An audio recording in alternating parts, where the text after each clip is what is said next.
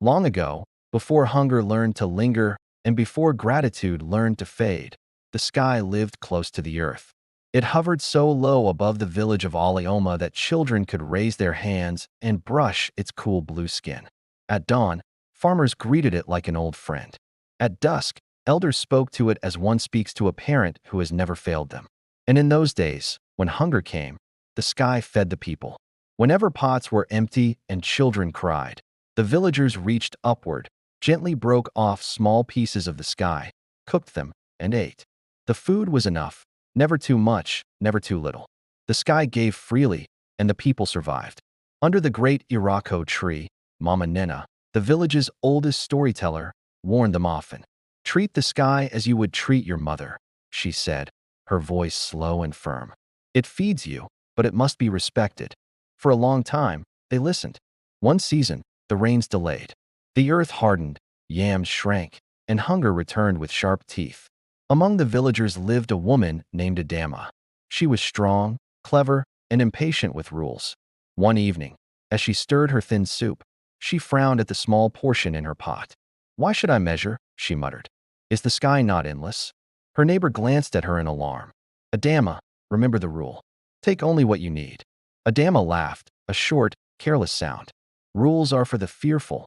She dragged a stool outside, climbed onto it, and tore a larger piece of the sky than anyone ever had. The sky trembled, but it did not speak. The meal was rich, sweeter than any before, and when others tasted it, desire awakened in their hearts. Soon, careful hands became greedy ones. People no longer reached upward with respect. They cut the sky with knives. They cooked more than they could eat and threw the rest away.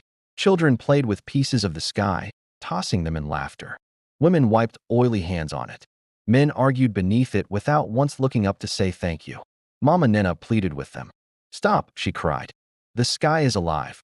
The villagers scoffed. If it were alive, they said, would it not complain?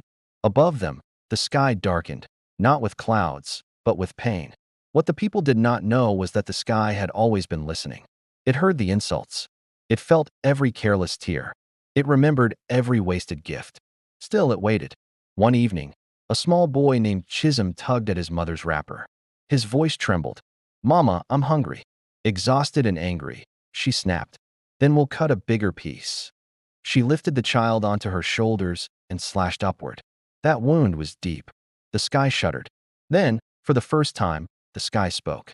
Its voice rolled across the land like distant thunder. "Is this how you thank the hand that feeds you?" Pots crashed to the ground. Children screamed. Elders fell to their knees. Terror filled Alioma. Slowly, painfully, the sky began to rise. The villagers screamed and stretched their arms upward. "Wait," they cried. "Forgive us. We didn't know."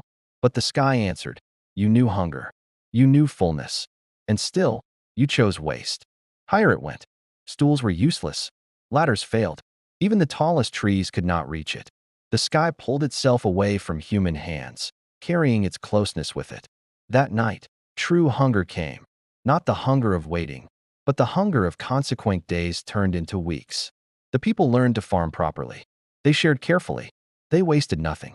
Under the Irako tree, Mama Nina gathered the children and spoke gently. "The sky did not move because it hated us," she said.